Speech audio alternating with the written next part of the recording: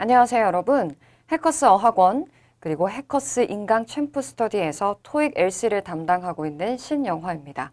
오늘 영상에서는 최근 토익 시험의 파트별 출제 경향과 난이도를 분석해 보려고 합니다.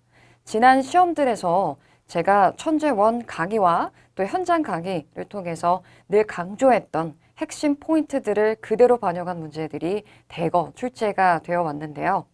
해커스 교재를 통해서 반복되는 그런 핵심 포인트들을 여러분 정확히 숙지해 주시고, 그리고 오늘 강의에서 알려드리는 최신 토익 시험의 경향에 관해서 확실하게 이해해 두신다면 분명 단기간에 토익 고득점 달성을 이루실 수 있으리라 생각합니다.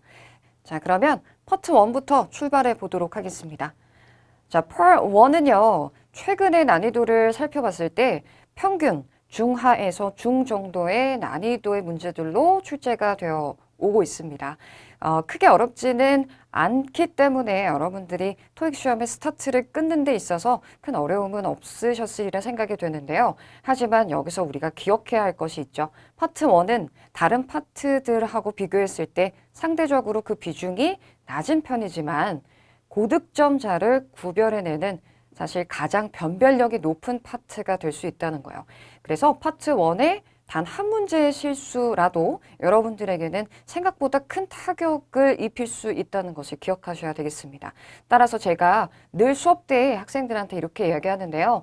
파트 1은 반드시 모든 문제를 다 맞춰주셔야 합니다. 라고 이야기를 하고 있어요.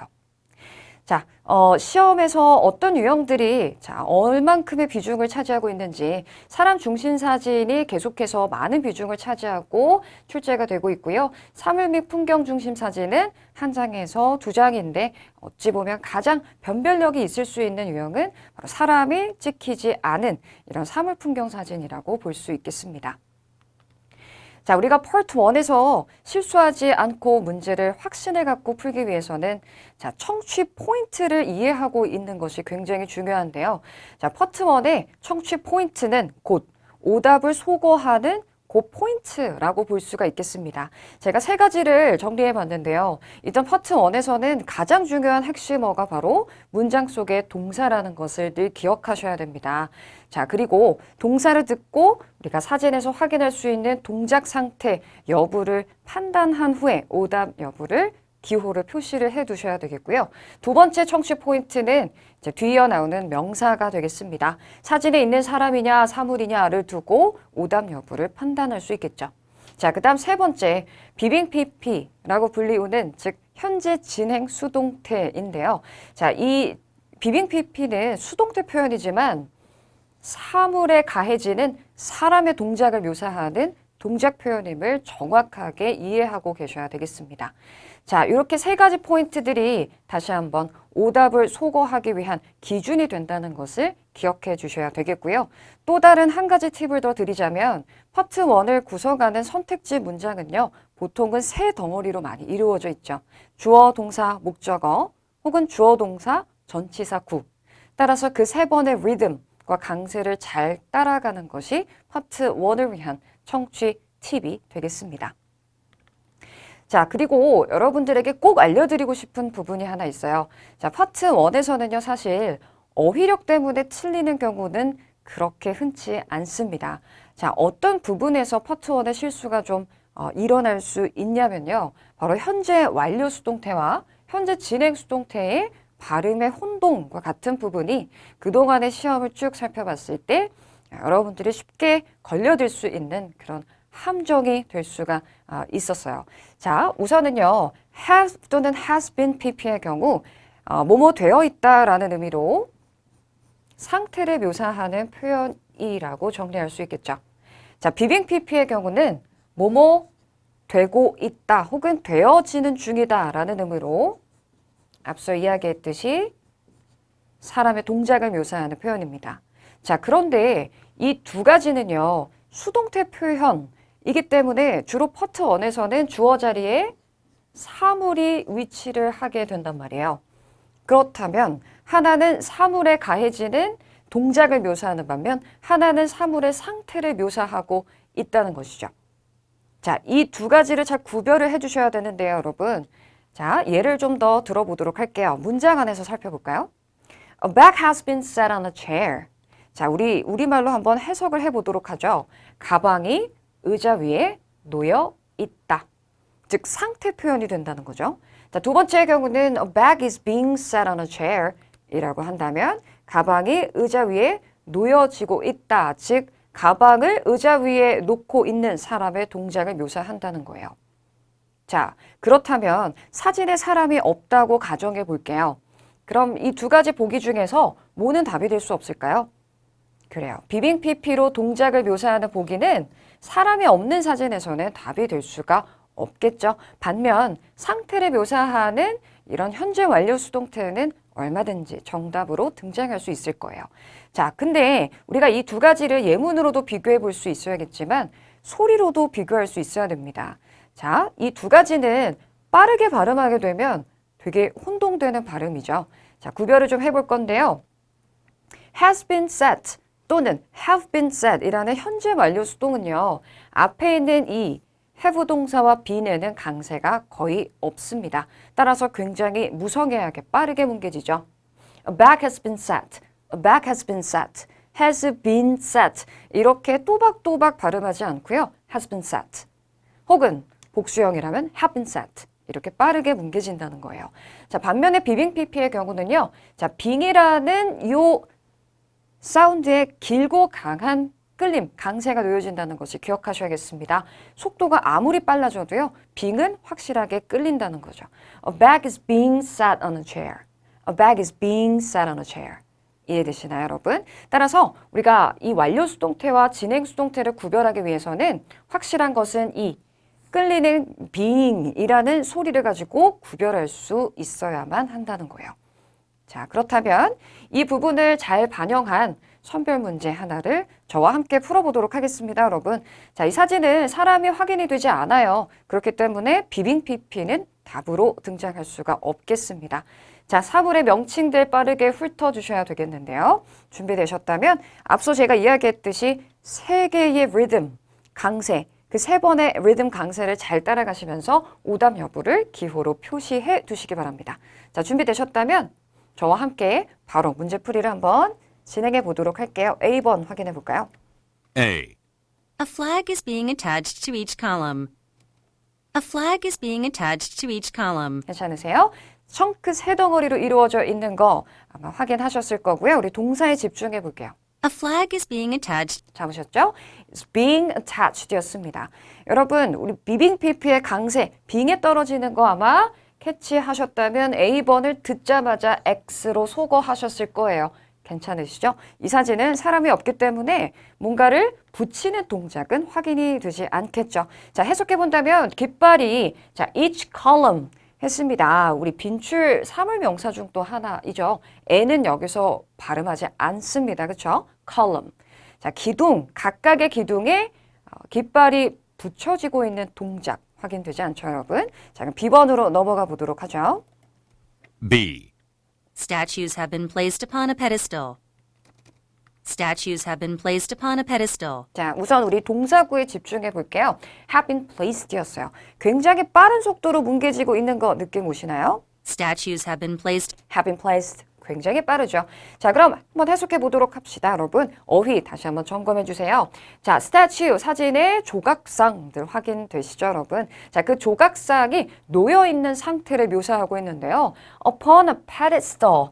pedestal이라고 했어요. 이때 pedestal이라는 것은 이 조각상이 놓여져 있는 그 밑에 보시면 단이 세워져 있습니다. 바로 이러한 받침대를 pedestal 이렇게 묘사할 수가 있겠죠. 따라서 정답은 받침대에 놓여있는 조각상의 상태를 묘사하는 B번으로 선택해 주셔야 되겠어요. 자, 나머지 오답도 확인해 볼 건데요. 우리 특별히 동사에 집중할게요. C. The stairs are being swept. The stairs are being swept. 네, 자, 동사구 being swept.라는 요 ing 소리 길게 끌리는 거 확인하셨죠, 여러분? 자, 계단들이 쓸려지고 있다라고 했는데요. 사진에서는 사람이 없기 때문에 계단을 쓸고 있는 동작은 당연히 확인이 되지 않겠죠. 자, C 넘어가겠습니다. D. D. Small trees have been set up in a row. Small trees have been set up 네, have been set up이니까요. 상태를 묘사하고 있는 거예요. 자, 작은 나무들이 세워져 있는 상태라고 했는데 뒤에 in a row. in a row 하면요. 일렬로, 한 줄로 라는 의미로 사진에서는 작은 나무들이 일렬로 쭉 세워져 있는 모습은 확인이 되지 않습니다. 따라서 오답 소거해 주신다면 최종 결정 보기 B번을 마킹하고 넘어가 주셔야 되겠죠, 여러분. 자, 이와 같이 출제자들은요, 의도적으로 비빙 PP와 해핑 PP를 번갈아 가면서 출제를 하는 경향이 있다는 걸 기억해 주셔야 되겠습니다. 특별히 사람이 없는 사진에서는 의도적으로 이와 같이 보기를 구성해 놓고 앞뒤로는 사진에서 다 확인할 수 있는 사물의 이름을 언급함으로써 함정을 제시하는 경우들이 굉장히 많다는 것을 기억하셔야 되겠습니다. 자, 우리 천재 원 리스닝 교재에서는요, 이와 같은 부분들을 정말 제대로 반영하는 문제들이 아주 많이 수록이 되어 있습니다. 자, 화면 정지, 일시 정지해 놓으시고요. 해당 문항들로 한번 가셔서 문제를 한번 다시 풀어보시는 거 좋을 것 같습니다. 자, 확인해 주시고요. 파트 1은 여기서 넘어가도록 할게요. 파트 2로 넘어가서 최근의 경향을 살펴보도록 하죠. 최근 토익 경향에 대해서 이야기할 때 가장 주목할 만한 부분은 바로 Part 2라고 할 수 있겠습니다.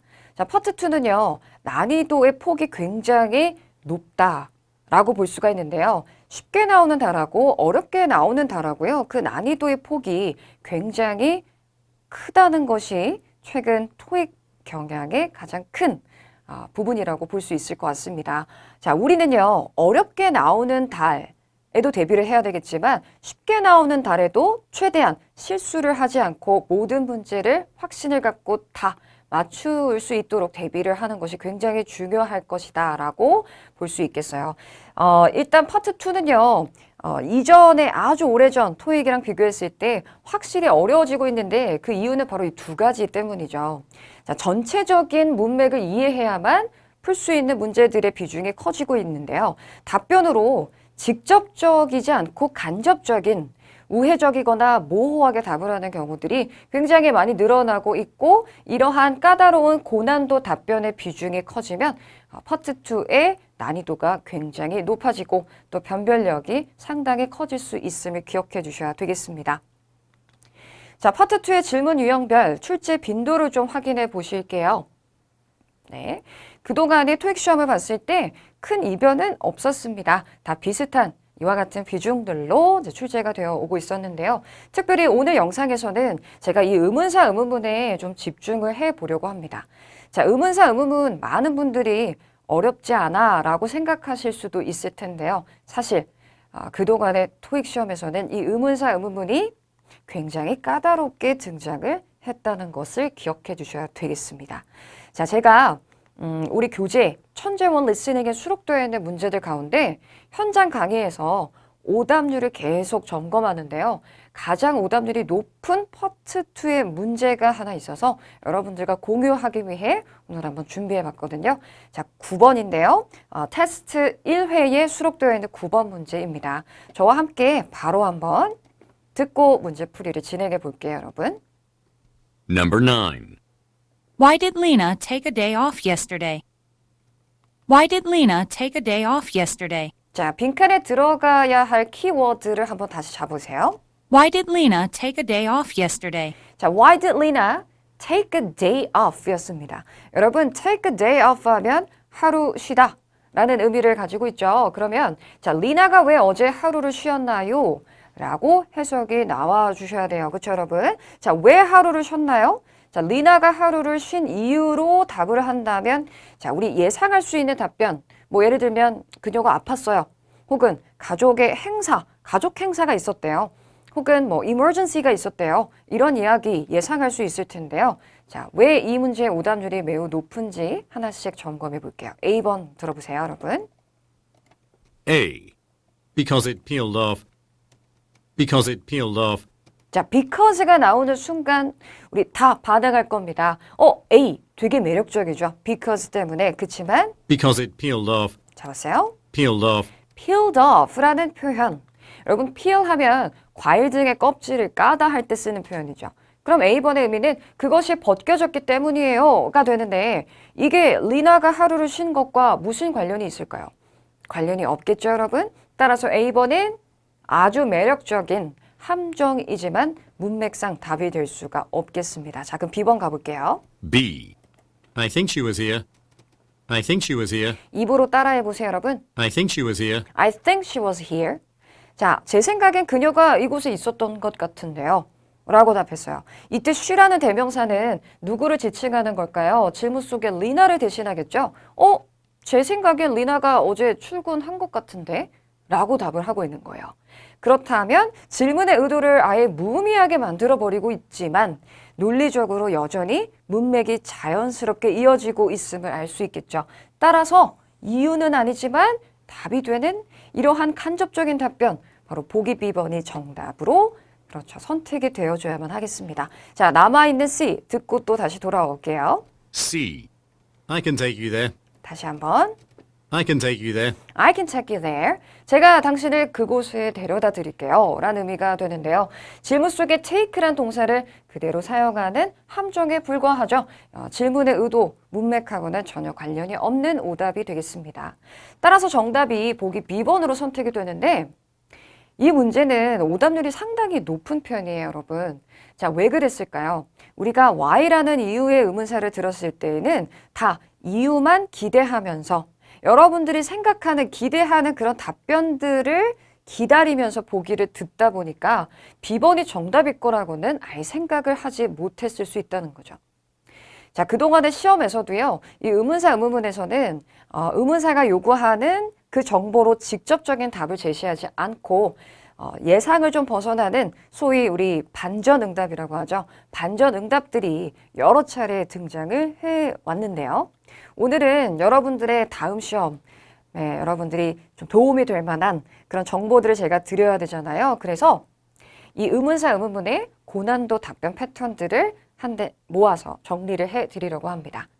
자, 일시정지 해놓으시고 여기 있는 내용들 이제 기록해 두셔도 좋겠습니다, 여러분. 저는 여러분들과 함께 제가 예문을 하나하나씩 가져왔거든요.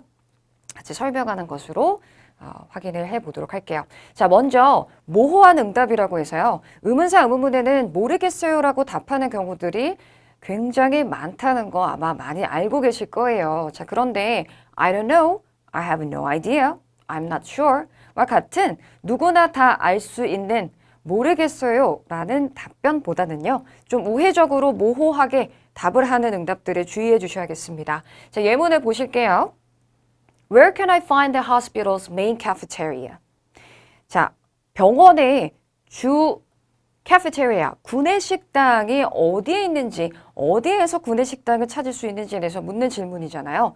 자, 답변 한 3가지를 제가 만들어 봤습니다. 확인해 볼까요? Oh, I'm just a visitor here.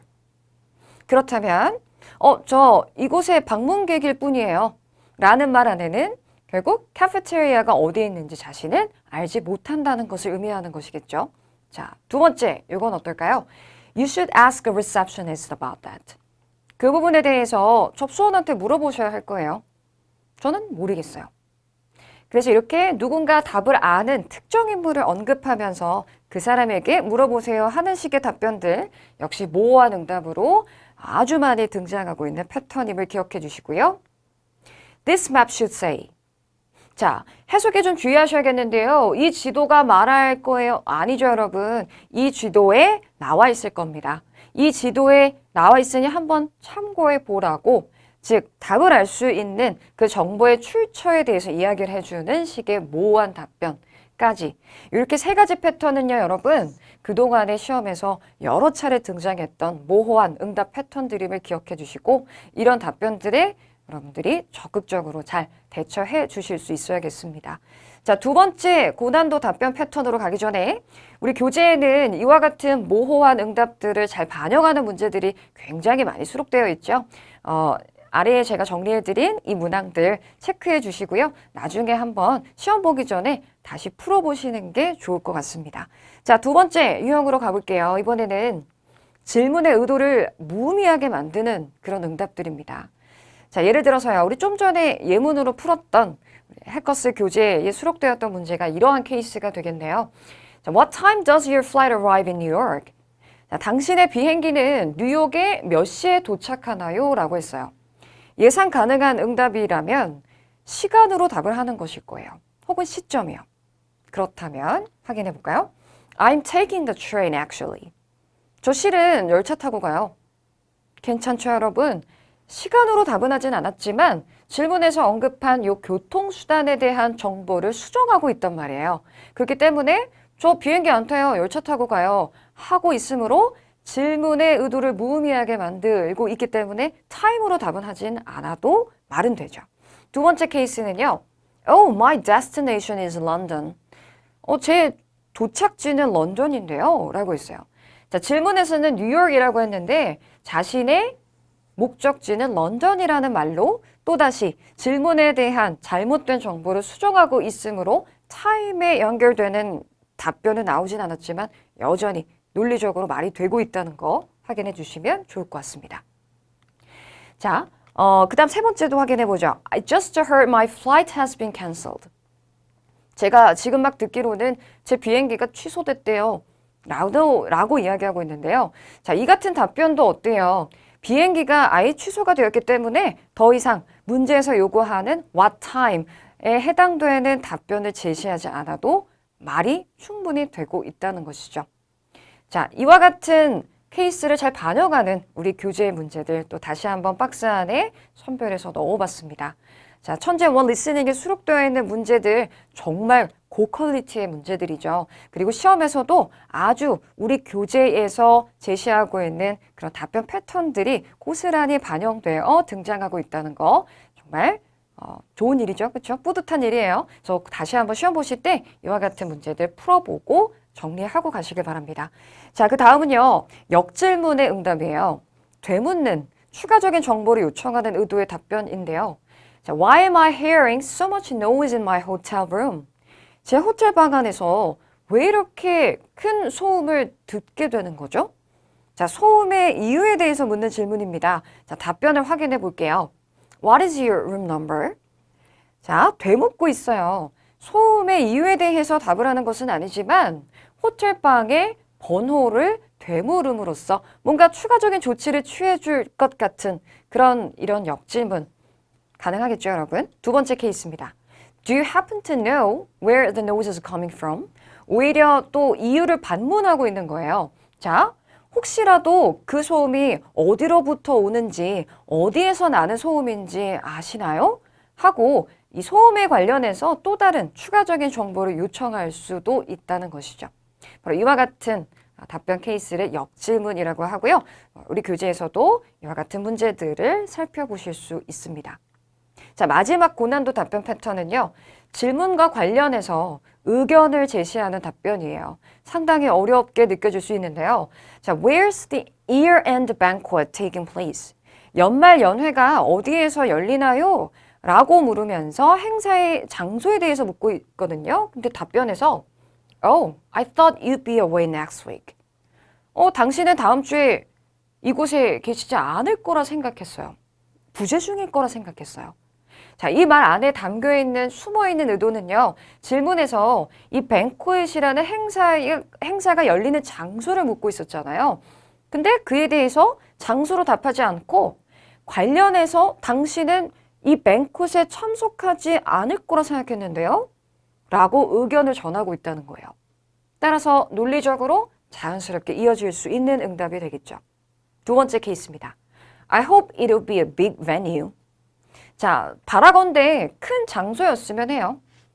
자, 행사가 열리는 장소가 큰 장소였으면 좋겠어요 라는 바람을 지금 전하고 있거든요. 따라서 장소로 직접적인 답을 하진 않았지만 이에 대한 질문 자체에 대한 자신의 의견을 언급함으로써 여전히 논리적인 연결고리는 있는 이런 답변들까지 확인해 주시면 되겠습니다. 사실 이러한 고난도 답변 패턴들을 한 번에 바로 마킹, 정답을 선택할 수 있는 분들 그리 많지 않을 겁니다. 하지만 우리에게는 오답 속어법이 남아있죠, 여러분. 최후의 수단이요. 자, 이러한 고난도 답변들은 최대한 나머지 오답들을 확인해서 가려낸 후에 맞추는 식으로 접근하는 것이 효율적인 방법이 될 수 있다는 걸 기억해 주시기 바랍니다. 가끔 파트 2 문제 풀다 보면 뭔가 좀 찝찝함, 죄책감, 같은 게 느껴지는 경우들이 있을 거예요. 오답을 소거하며 우리가 문제를 풀기 때문에요. 그렇지만 그렇게 접근하는 것이 맞는 파트이고 그게 효율적인 방법이 될 수 있습니다. 특별히 고난도 답변 패턴은요. 지금 예문과 질문과 답변 자체만 놓고 본다면 와 정말 어렵다 이런 생각이 들 수 있겠지만 뒤에 오답들이 또 구성이 되어 있잖아요. 그래서 그 오답을 확실하게 가릴 수만 있다면 충분히 소거법을 가지고 맞출 수 있는 문제들일 것임을 기억해 주시면 좋을 것 같습니다. 자, 그러면 파트 2는 여기서 마무리해 보도록 할게요. 파트 3하고 4의 최근 출제 경향을 좀 짚어보도록 하겠습니다. 평균 난이도는 중에서 중상 정도의 난이도라고 보여집니다.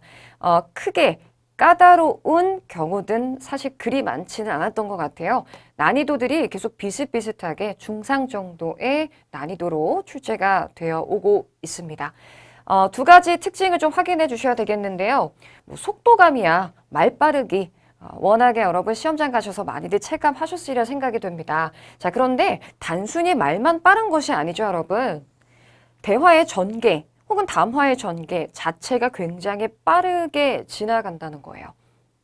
자, 그리고 전반적인 상황을 이해해야만 해결할 수 있는 그런 문제들이 상당히 많아지고 있다는 이런 특징을 기억해 주셔야겠습니다. 자, 그래서 늘 전반적인 스토리, 제가 항상 스토리에 집중하세요라고 이야기를 하거든요. 이러한 스토리에 집중하고 지문을 듣게 된다면 훨씬 더 여러분 집중할 수 있고요. 빠른 전개에도 대처할 수 있다는 것을 기억해 주시면 좋을 것 같아요. 자, 그럼 오늘 영상에서는 제가 파트 3, 4의 문제 유형별 출제 빈도를 좀 보여드리면서 고득점을 위한 전략들을 요약을 좀 해드리려고 합니다, 여러분. 자, 확인해 볼게요.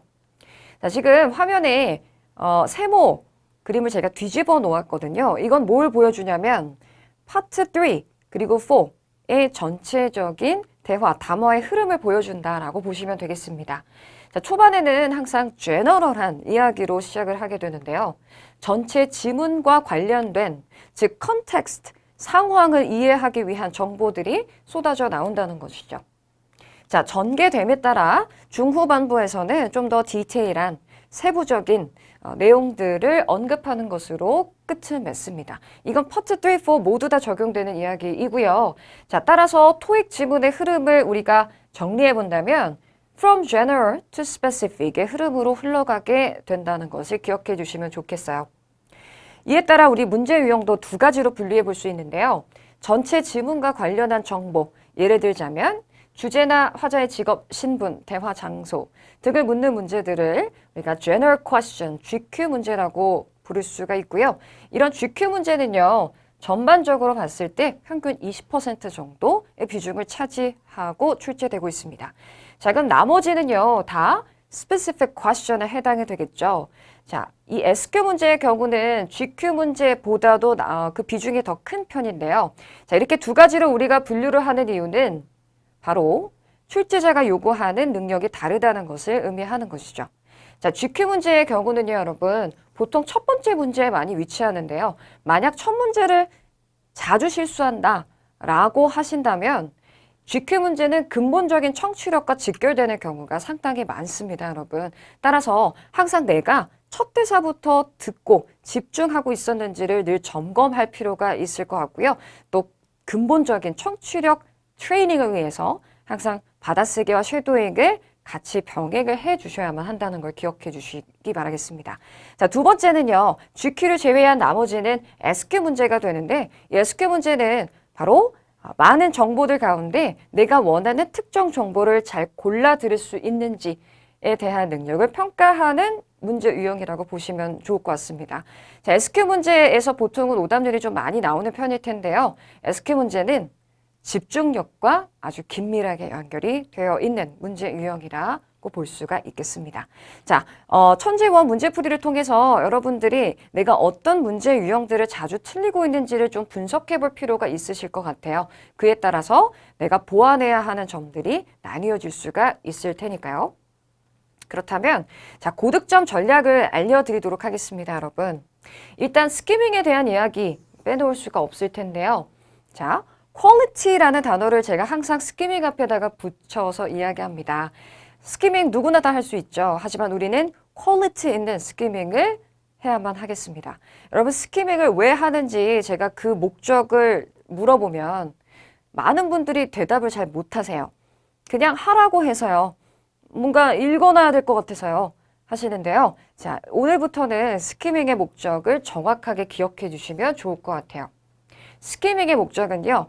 이와 같은 경우를 predict, 예측하기 위해서 한다는 것을 기억해 주셔야겠습니다. 그냥 글자만 눈으로 훑고 읽는 것이 결코 스키밍이 아니라는 것을 기억하셔야 되겠습니다.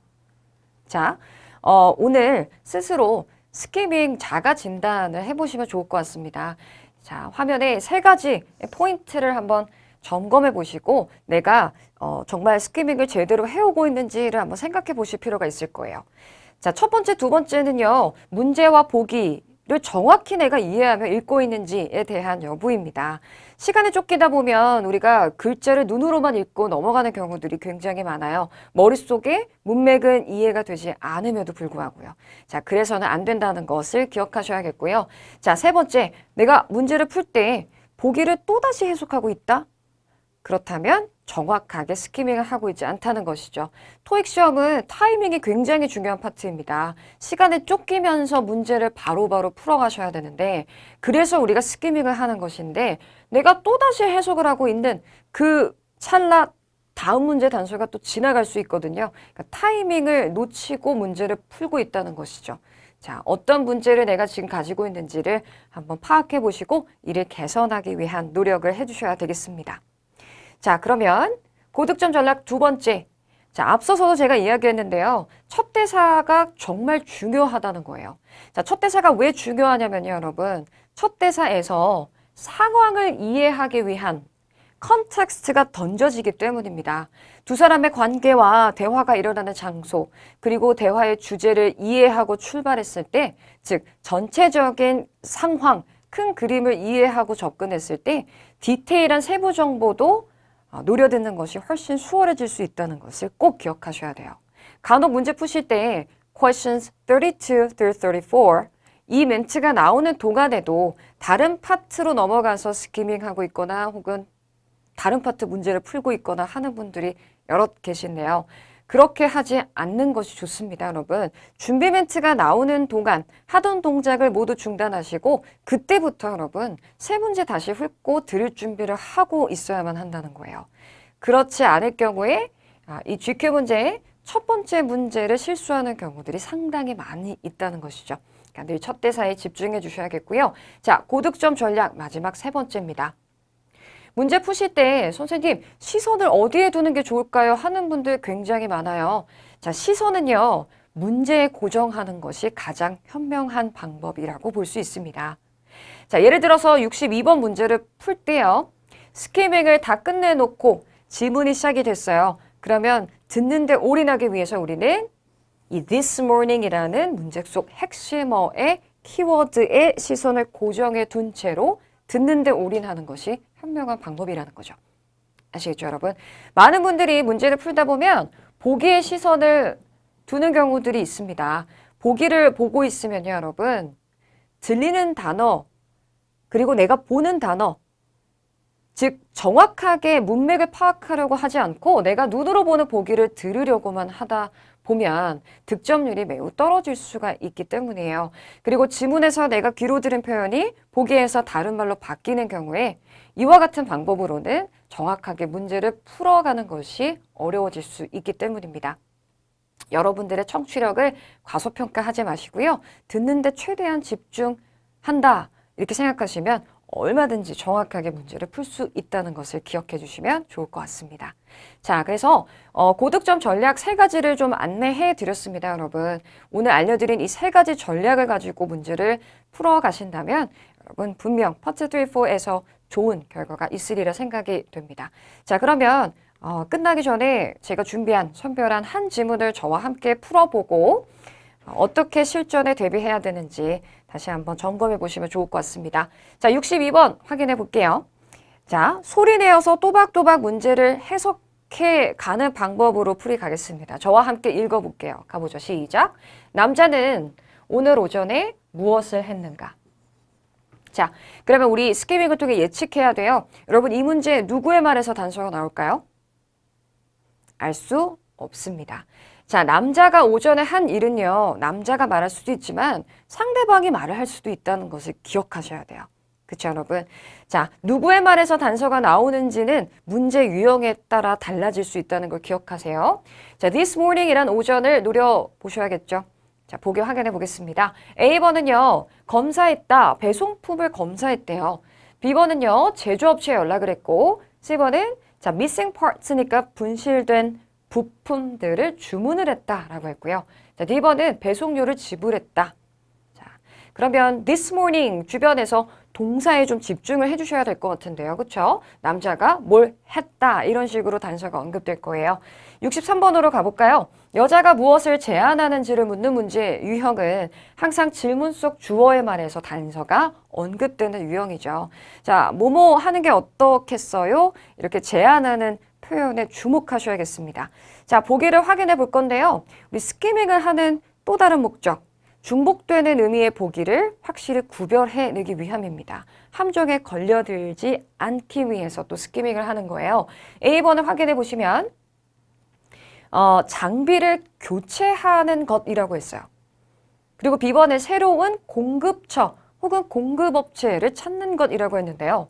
여러분, A랑 B번이랑 따져보면 좀 의미가 중복되는 것 같아요. 왜냐하면 장비를 교체한다라는 것은 장비를 찾는다라고도 볼 수 있을 것이고 새로운 공급처를 찾는다는 것은 기존의 공급처를 새로운 공급업체로 바꾸는 거니까 교체한다라고도 볼 수가 있기 때문이죠. 따라서 정확하게 구별하기 위해서는 equipment냐, supplier냐 이렇게 구별을 하고 가시는 게 아주 예리한 스키밍이 되겠습니다. C번은 할인을 요청하는 것, D번에서는 자, 배송품, 상품을 다시 되돌려 보내는 것이라고 했어요. 64번인데요. 자, 시각자료 문제. 지금 시험에서는 그렇게 어렵지 않은 난이도로 출제가 되고 있죠. 자, 일단 문제 요점부터 확인해 주세요. 어떤 회사가 선택이 될 것 같은가? 라고 했습니다.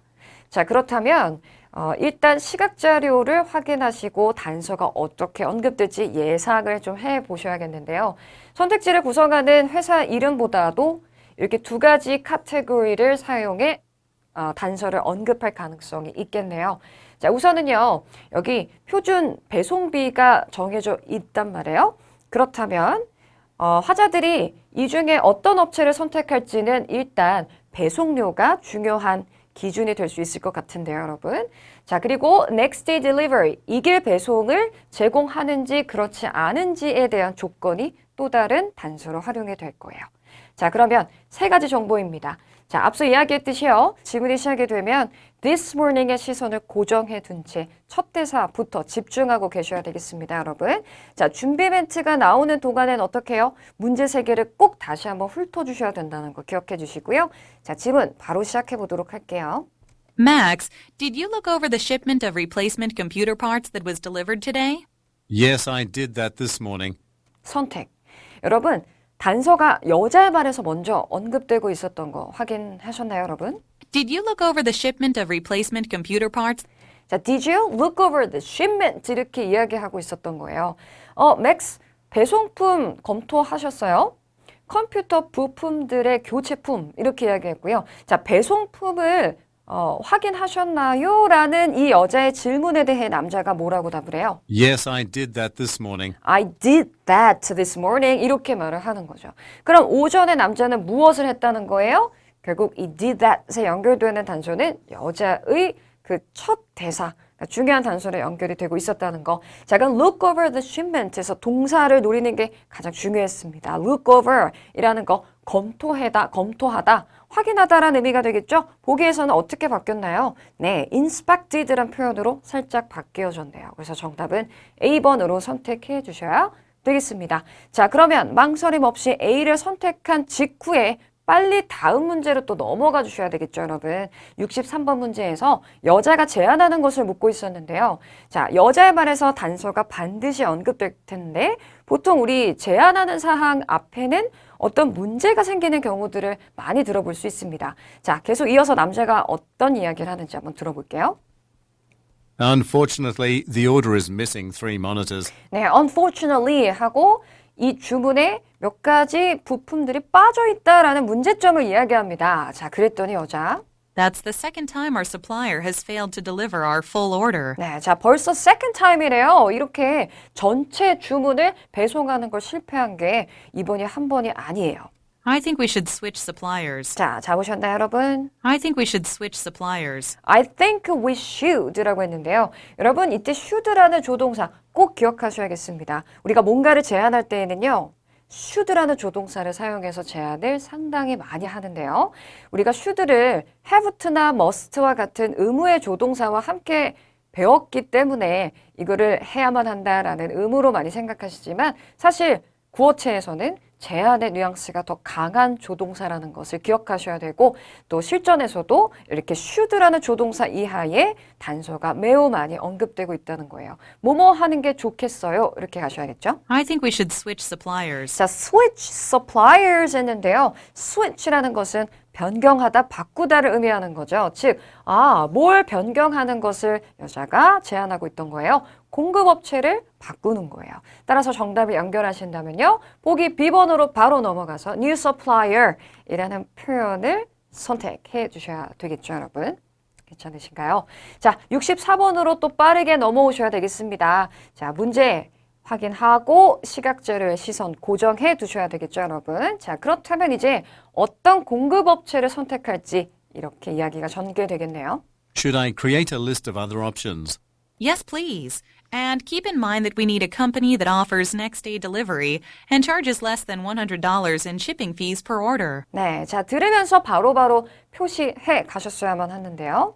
And keep in mind that we need a company that offers next day delivery. 자, 잠시 끊는다면 keep in mind, 신호탄이었어요, 여러분. 항상 단서 앞에는 이런 중요한 신호탄이 등장하죠. 자, 명심하세요. 자, 우리는 offers next day delivery라고 했습니다. 이길 배송을 제공해주는 회사를 필요로 한다는 것. 그렇다면 이렇게 표시를 동시에 해두고 계셨어야 됐고요. And charges less than $100 in shipping fees per order. 그렇죠. 그리고 less than $100라고 했습니다. 주문당 배송료를 $100 미만으로 청구하는 업체라고 했어요. 자, 그러면 쇼핑 피 가운데 $100를 초과하는 이 두 업체는 탈락이겠네요. 그럼 $100 미만 안에서 이길 배송을 제공하는 그 업체 정답을 선택하신다면 Speedcoat Shippers 이렇게 연결하고 빠르게 또 다음 지문으로 실전이었다면 넘어가 주셔야겠죠, 여러분. 자, 스키밍은요, 정말 예리하게 하게 된다면 듣는 것이 훨씬 수월해질 수 있다는 것을 기억해 주시기 바랍니다. 오늘 제가 몇 가지 고득점 전략과 함께 문제를 좀 풀어봤는데요. 천재 원 리스닝 교재를 가지고 공부하시는 많은 분들이 저에게 선생님 어떻게 리뷰를 해야 될지 모르겠어요 하는 경우들을 제가 많이 들어봤거든요. 그래서 오늘 마치기 전에요.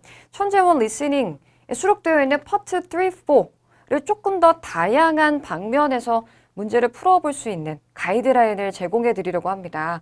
자, 물론 실전처럼 시간 제한 두고 문제를 막 푸시는 것도 나쁘지는 않아요. 그렇지만 우리가 항상 문제풀이보다도 깊이 있는 퀄리티 있는 리뷰가 더 중요하다는 거 알고 있잖아요. 따라서 좀 더 깊이 있는 리뷰 방법이 될 수 있는 3가지 가이드라인을 좀 드려보도록 할게요. 자, 우선 스키밍 시간 제한 두지 않고 한번 풀어보세요. 무슨 말이냐면 그냥 시간을 충분히 갖고요. 문제 보기를 정확하게 또박또박 소리내어 우리말로 해석해보는 연습을 한번 해보시라는 거죠. 그리고 준비가 다 됐다면 좋아. 이제 준비됐어. 음원 플레이 하시고 타이밍을 맞춰 정답을 선택해 나가는 거예요. 그 다음 지문도 스키밍 시간 제한 두지 마시고 또박또박 다 소리내서 읽어보는 거죠. 그래서 스키밍이 익숙치 않으신 분들은 이와 같은 방법을 반드시 초반에 진행해 주실 것을 권장드립니다. 그리고 어느 정도 익숙해지셨다면요. 이렇게도 한번 풀어보세요. 스키밍 시간 제한은 2대. 중간에 놓쳤다면 반복해서 들으셔도 좋습니다. 다만 목표는 채점 시에 다 맞히는 것을 목표로 해보는 거죠. 3번째 방법은요. 자, 실전처럼 쭉 파트 3, 4의 문제를 모두 다 푸시되 스스로 채점해 보시길 바랍니다. 자, 앤서키 보고 맞다 틀리다 하지 마시고요. 그냥 다시 돌아가서 반복해서 들어보며 내 스스로 채점을 쭉 다 해보는 거예요. 그러면 모든 지문을 깊이 있게 리뷰하게 될 수 있다는 것이죠. 자, 다양한 방법으로 리뷰를 할 수 있다는 거 기억해 주시고요, 여러분. 늘 자기 주도적으로 또 스스로 만족도 높은 리뷰를 병행해 주실 것을 부탁드립니다, 여러분. 자, 그러면 오늘 제가 준비한 영상은 여기까지입니다. 앞으로 여러분들의 시험 준비에 도움이 되었으면 하는 바람이고요. 자, 앞서서 또 이야기했었지만 해커스 교재에 수록되어 있는 반복적인 그런 출제 패턴들, 핵심 포인트들 잘 기억해 놓으시고 오늘 알려드린 이 최신 경향 포인트들까지 확실하게 정리해 놓으신다면 분명히 단기간에 여러분들의 점수는 목표 점수 혹은 그보다 더 높은 만점을 받으실 수 있을 거라고 생각합니다. 자, 오늘 수고하셨고요. 저는 또 앞으로 다음 강의 영상을 통해서 여러분들께 인사드리도록 할게요. 수고하셨습니다, 여러분.